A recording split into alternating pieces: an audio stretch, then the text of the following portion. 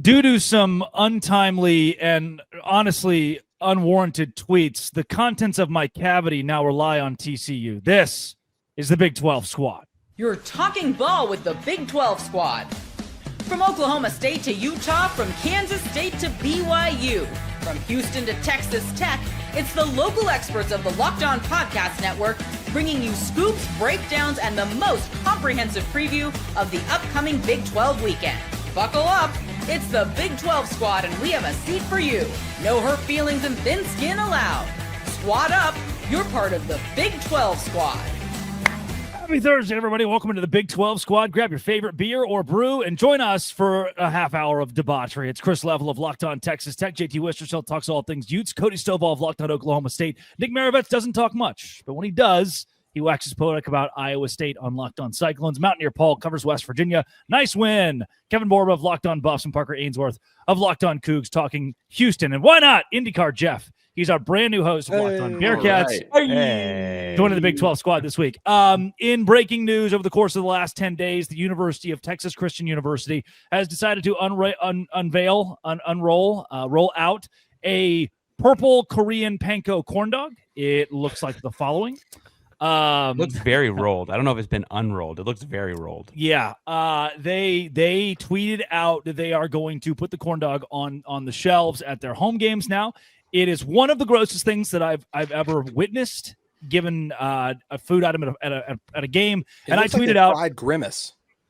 Yeah, guys, that looks like something not even St. Bill Snyder would insert into Portugal.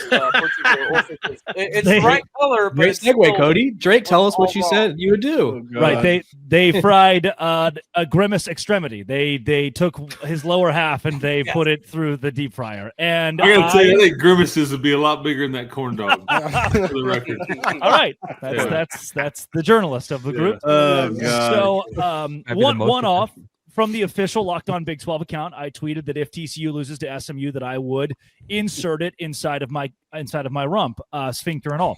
So and it didn't get any likes. It got no attention over the course of the first probably 3 hours, and then Dan Katz, otherwise known as Big Cat of Barstool, picked it up, and since then it has garnered the attraction. So last week I got COVID, and this new strand of COVID attacks your throat. You guys know this? So my throat closes up. I wake up, first time in my life that I've ever had called the EMT and been like, hey, I got to go to the hospital. In San Antonio, they don't take you to the hospital. They make you call an Uber. So I'm in the Uber. I'm leaning forward, drooling all over myself, like, can't go to the hospital. And kid you not, they come back, 690 AM radio. You see this guy on Twitter? He's going to stick a purple corn dog up his butt if TCU loses to SMU. I mean, I am choking to death in the back of a car and on local radio in San Antonio. It has picked up traction. So we have ourselves another St. Bill Snyder situation, but this time it involves a TCU corn dog. And for that, I am in need of a Horned Frogs win. Otherwise, we're going to have a very interesting next few days. See, I thought you were doing this whole soliloquy to tell us that you couldn't insert it because it was going to mess up your breathing too bad. I thought that's where you were going. Really? Yeah. I was like, I'm not sure. The respiratory system. Like, I think we got to go back to science class. Hey, Jeff, welcome to the squad shows, Jeff. I feel like somebody's got to do it, but man, Jeff, I'm sorry, you're having to deal with all this. Well, I was expecting him to say that was actually the embodiment of the new strain of COVID. I thought that's what that picture was. But also, your body has, I think, 7 sphincters. One of them being in the arse, the other being in the throatular area. So it's not that Cody, I could see the. Yeah, thanks a lot, Drake. Take that, Parker. I just don't. I don't think that inserting it, Parker, from the back would have done anything that relates to the throat or the larynx. Well, that country crock that you have sitting on your table from earlier would probably help in this situation. That could be used as a possible way to ease the pain of insertion. Yeah. Paul, you are a country crock fan yourself, I've heard. Yeah, I mean, in West Virginia, it's a staple of the diet for sure. In most every sense, pancakes. I mean, it's good for pancakes. In every sense, yeah, literally. You want instant mashed potatoes, country crock. You want pancakes, country crock. It lasts. It's definitely something that can be used for more than one application. See, Drake, I thought breathing problems. Paul thought butter it up. thinking two different. We're thinking on two different strains here, fellas. Paul is really rooting for SMU here. Paul wants the show. Paul wants a show. I don't think that SMU has a chance to win this game. Actually, I do believe that Josh Hoover will throw for 500 yards. What's Chris Level say? Thump. That TCU could thump. Is that the word that and I said that multiple times, but only a portion of that was heard by the Utah fan base. Yeah, I don't know if you guys have kept up with Chris Level on the Twitter in the last few days, but the Utah fans are not happy. Yeah. They're the best. Utah fans are the best. Huh, JT? The internet clipping things out of context? Never. When does that ever happen? But my man JT has been back, which I appreciated. Yes. Came to his rescue. Utah fans love JT. I'm not sure if you guys have seen some. It depends. So Jeff, Cincinnati has a football team. That was news to me this week when we got the text that Jeff Carr is now the host of Locked On Bearcats. When did you guys get football? As right around the time that Luke Fickell decided he wanted to become a head coach. That's when things – no, I take it back. We got Pike to Benz, going back to the win over Pittsburgh way back a long time ago. What about Tony Pike? How long ago? Yeah, Tony Pike to Armand Benz. You guys will always be welcome because you have the Kelsey guys. I mean, that holds a lot of weight. That's what. And look, we might have a first or second round tight end this year, and maybe he'll date Taylor Swift at some point and Joe Royer. So I think that breaking the we've got a legacy to uphold here. That is a good recruiting pitch. If I'm a tight end, there's a fast track to Taylor Swift. If I come to Cincy, sign me up, buddy. Cody, how are you closer than most? Hey, Cody, how are you all going to get players to Oklahoma State after what happened against Oregon a few weeks ago? We're going to ask the Kelseys for some help. That's how this is going to go. Cody? This is, and we could have brought this up last week, but I didn't. I was talking with somebody this week, and I feel bad for Mike Gundy because I think at some level but because we're all human beings. The times that I've been around Mike Gundy, or even his press conferences, like he's a nice guy. I don't hate Mike Gundy. He's hard to hate for me. Sorry if you disagree. But I reason with him in that he is the Gary Patterson of Oklahoma State. He built that program into what it is today, and they couldn't give a rat's ass. Like, at some point, we're all humans. You feel so disrespected. Do you really want to win? Like, who's left there that he wants to win for, that he wants to coach for? Like, he's just in a bad situation because the administration doesn't like him. The donors are done with it. Like, why would he want to be there? I want him to get fired for his own sake at this point. He's part of the reason, though, right? He's part of the reason it's gone bad. Well, I think there's some amongst the Board of Regents style of equation that have always thought that Mike Gundy has said some things and done some things that Oklahoma State doesn't look too kindly upon. It's still Oklahoma. But when you continuously are winning, people are going to go overlook some of the things. He has rubbed people wrong of higher positions for quite some time. They just never had any reasoning or leverage to try to do something other than that. Now, I think it's fair that everybody looks at Mike Gundy with some stature because he has that. He's earned that. But, it is a new time in the NIL transfer portal era, and it appears as though Mike Gundy was just a little bit too late. Now we're trying to play catch up, and there's going to be people inside the Board of Regents that view this as a business, and in this business, it's going to be hard for somebody like Mike Gundy to play catch up.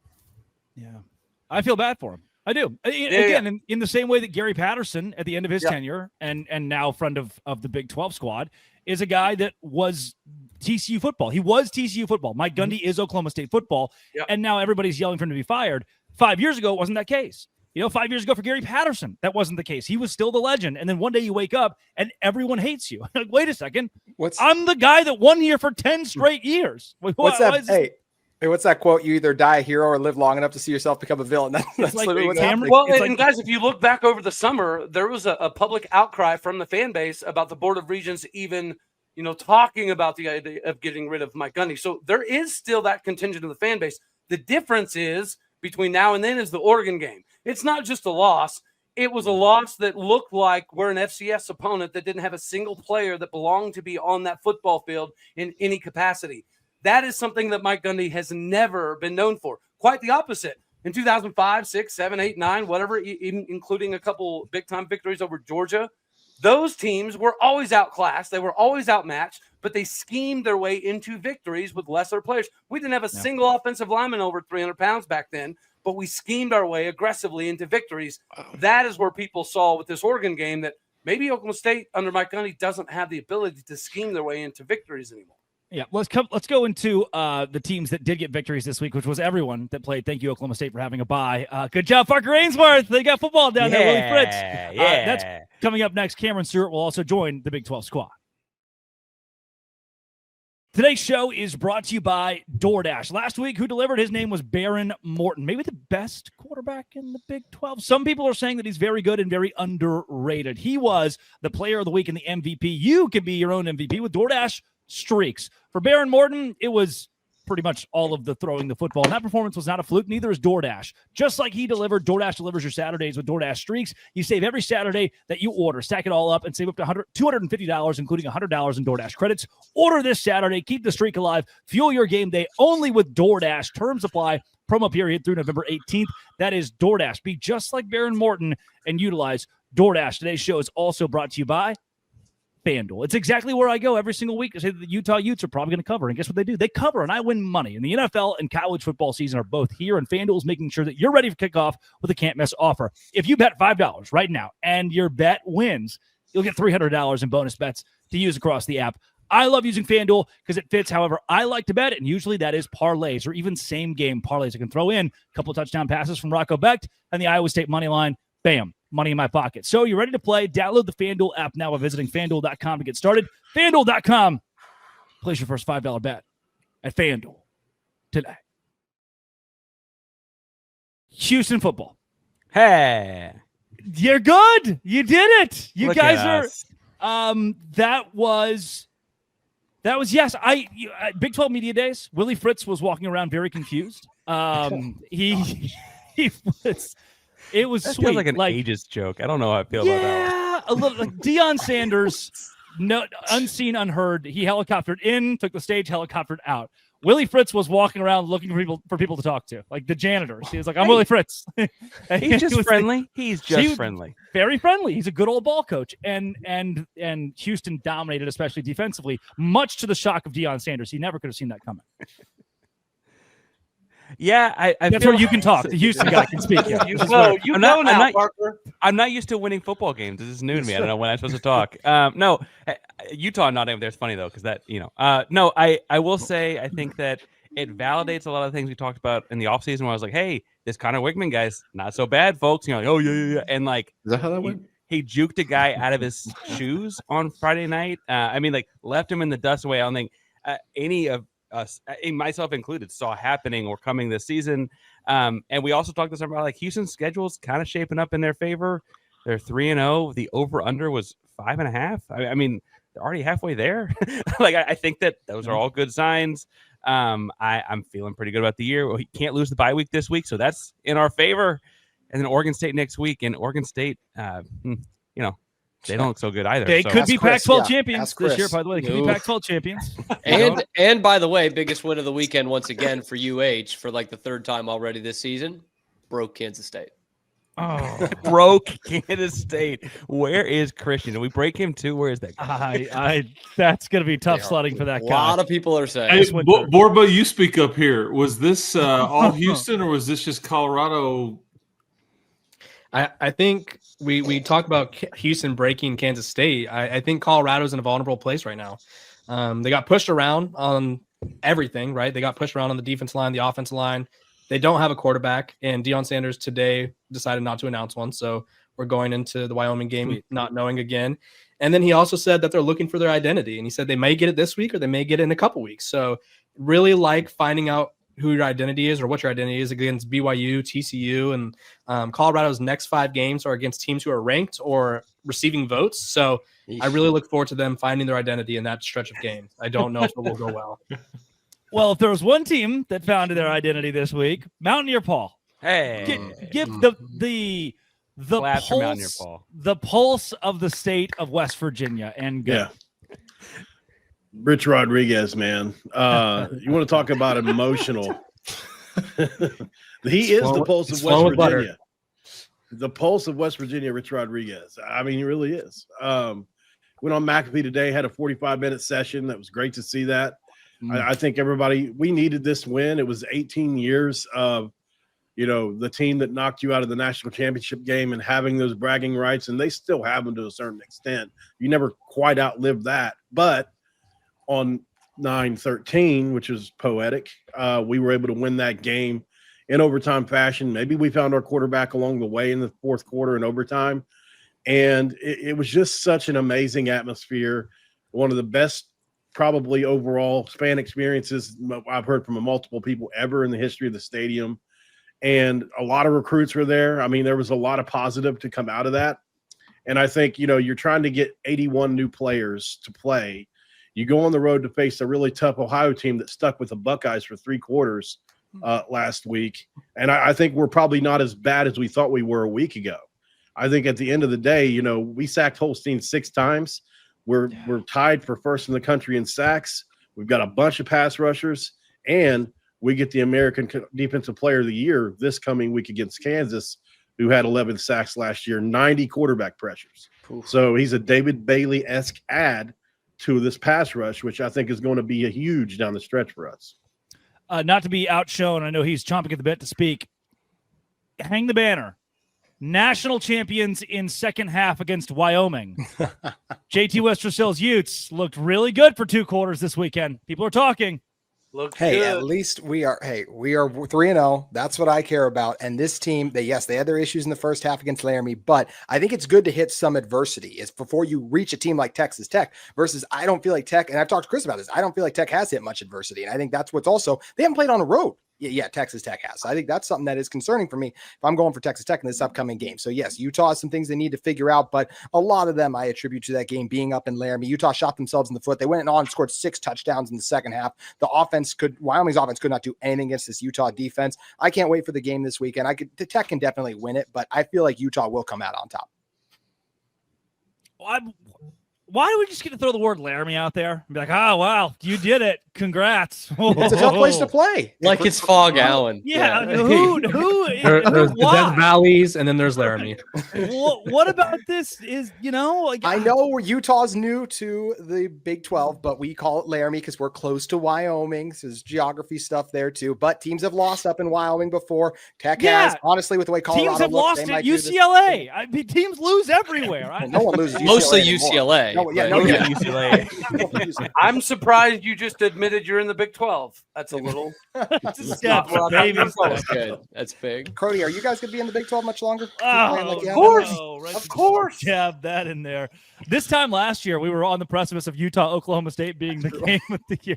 They both finished 3-9, so that didn't go quite the way the Big 12 wanted it to. Top 15 matchup. Last September. That would be the equivalent of this year, Texas Tech going 3-9 and Utah going 5-7. That would be the exact same thing. It's what we still on the table. Still on the table. They haven't played them all. Did Texas Tech finally beat a real football team, or is there still the question mark that JT Westersill is posing? Yeah, Oregon State's not very good. The Beavers. Not very good. The only adversity that this football team that I cover around here has faced is it's quite frustrating. 2.5-hour rain delay. Right? 2 minutes into the game, and the referee walks out, and hey, everybody go away, and we just waited. So, and it was 45-0, and then they scored a couple touchdowns late. So I have no idea what we'll see this weekend. It's fascinating to me. I think it's a great game for the league. I don't know if Texas Tech is good enough. I don't know if Utah is good enough. I don't know. I really don't know what we'll see, but I bet it's a good game, and I bet it's a 1-score game. And the one thing JT left out, his field goal kicker. I don't want it coming down to Legzilla, the freshman. Bit of a struggle there in I think at the University of Laramie, I think is what JT called it. They call it that because Utah's close to Wyoming, Chris. Good thing College Game Day is there, though, right? Chris excited to see College Game Day at this game, right?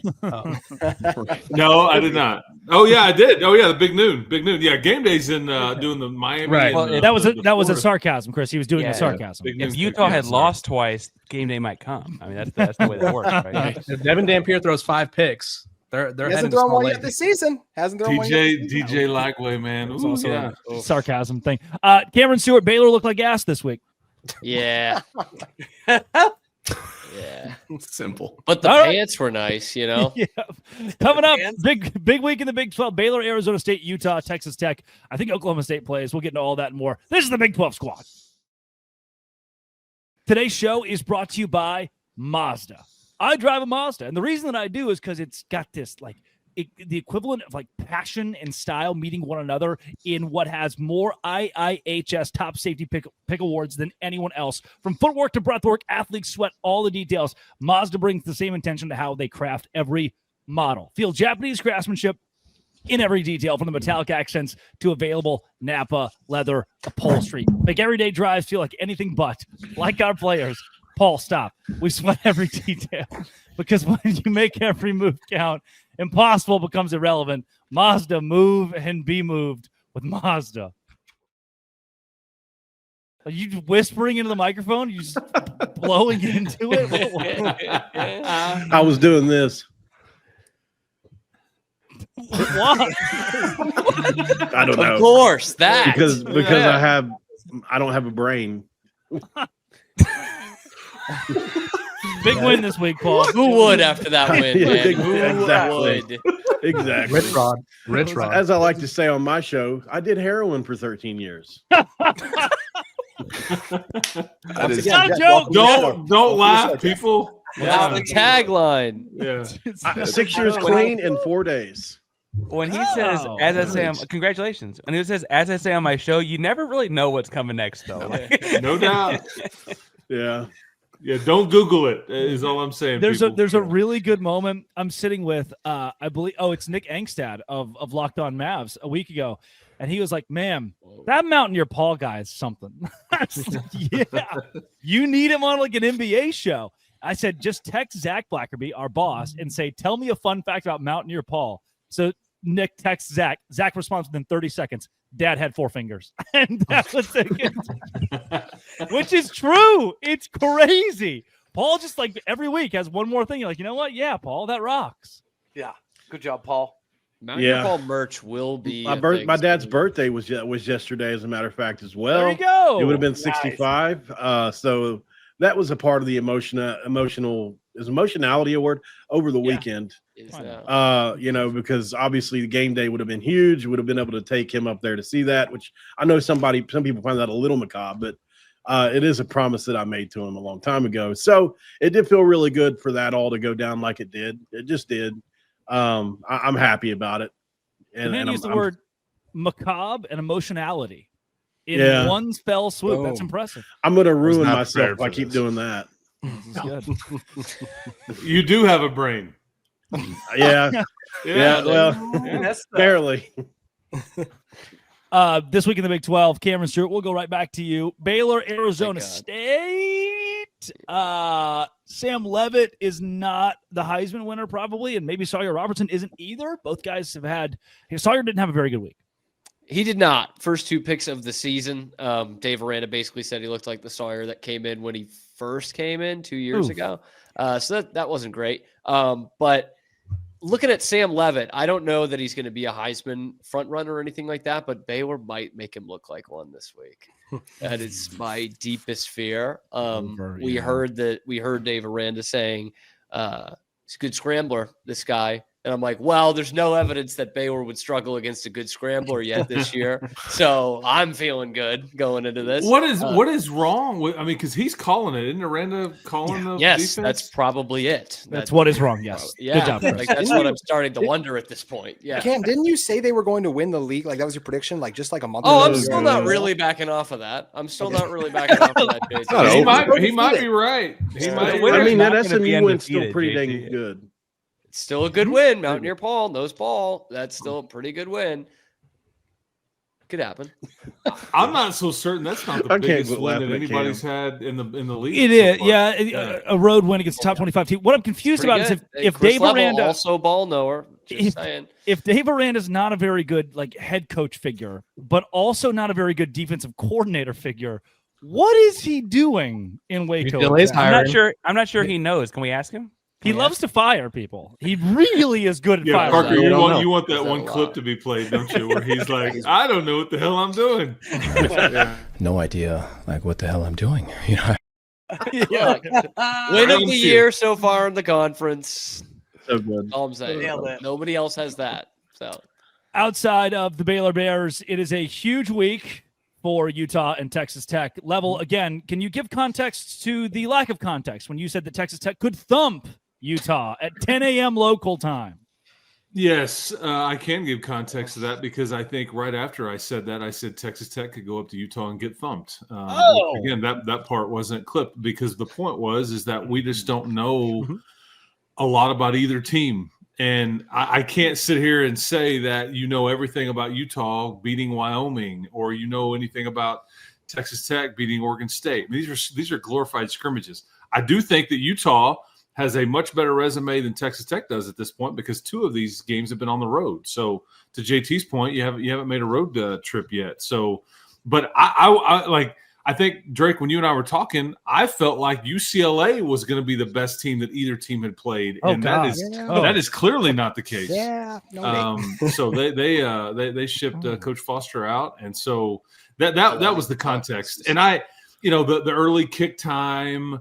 I think some things were said about the atmosphere at Rice Eccles, which I said I put a B in front of it. And I screwed that up. I corrected it with you, but I screwed that up, and I've heard about that. I've apologized profusely for that, but won't make that mistake again. Yeah, profusely.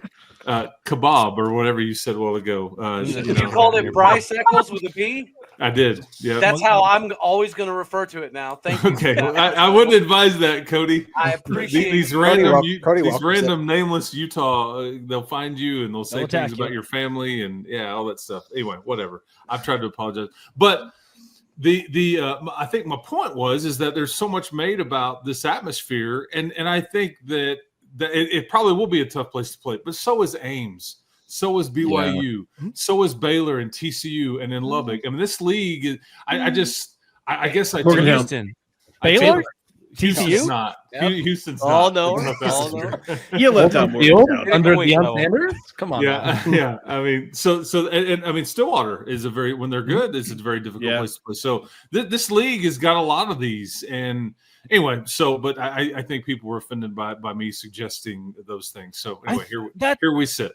I think the only way that Waco is a tough place to play is that they don't give you tents. If they don't allow tents on the opposing sideline, that's when things get really nasty. Nick, you're not old enough for this, but Iowa State lost it with, I believe, Brock Purdy and Breece Hall, by the way, are both seniors in this game. Yep. And it was 98 degrees in Waco, 182 on the field.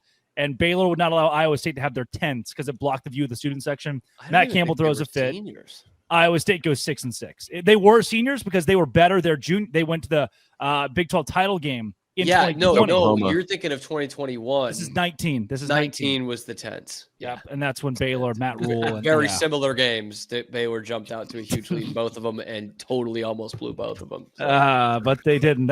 I'm surprised. Level, do you mean that? Baylor's a hard place to play? I have been there twice. Homecoming in 29. That's homecoming. 19 snap infraction. Yeah. Yeah. Do you remember that one?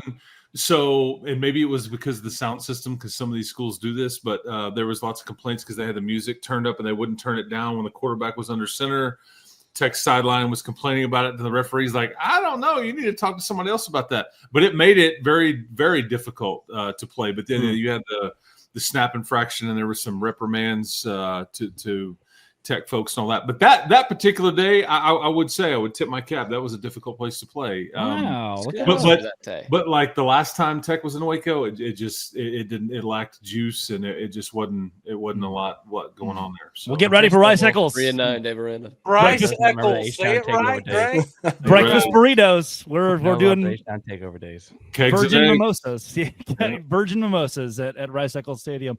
The other matchups this week, Iowa State's on a bye. There's Kansas, West Virginia is going to be. It's a 13.5 point spread, which I think is kind of offensive. It's insane to me. Yeah, 13.5 is way too much. That's a lot. Win yourself some money, FanDuel, baby. It started at 11, and the money's come in on Kansas still. So they know something I don't know. I think it's. I'm going to take that right. I'm not trying to take over, but Kansas obviously coming off a bye. West Virginia coming off an emotional win. I think that's why. Ooh. Borba, does Colorado just control alt delete this week? Hopefully. right? I mean, there's a lot going on in Boulder. They need this win. I think a loss to Wyoming would really help JT.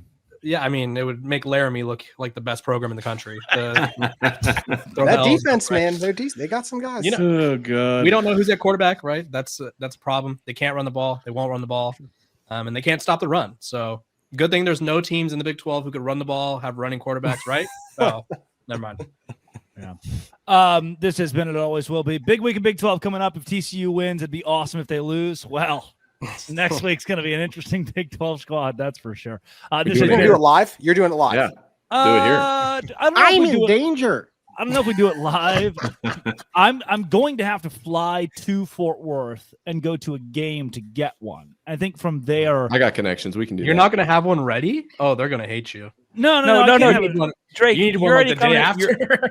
You're already in the Metroplex for the weekly Amazon. You got to show. capitalize. You need to plug that right now, and you're already in DFW. You're not getting out of this. You're not getting out of this. Who's the AD now? It's not Donati, is it? Oh, like they don't want the publicity. Whoever it is wants this publicity. Who's the AD? I want to say he just came from Army. It's not Donati. He just Mike came Buddy? from Army. And It's not Boise State guy. Who's the Boise State guy, Cam? Mike. Dickey? Isn't Dickey the AD at Boise? Oh, it is Dickey. Jeremiah Dickey. Yeah. Because he responded to I love 69 on Twitter and said we want the rivalry back with Idaho. It was or something. Yeah, he responded to Mike Buddy. Mike Buddy is the man you need to reach out to. I will call Mike and we'll have a hot Korean panko corn dog on hand. This has been It Always Will Be Locked On. Thanks for making all of our shows your first listens every single day. It's the Dose Grande Squad.